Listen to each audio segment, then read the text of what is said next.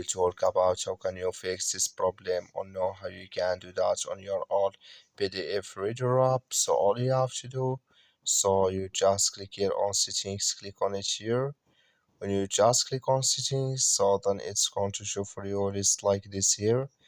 Then you go down, just keep going down here, then you click here on apps, come to apps list here, and here you're looking for here all PDF reader app, or just click on search, then here add all PDF reader, just click on it here. So then it's going to take you to this list here, click on first stop, then you click on OK, then you go down, just click here on storage, come to storage list here, just click on clear cache. Then all you have to do, so you just go to your Play Store, click here on Play Store here, so then you search here for PDF reader app, it's going to show for you like this.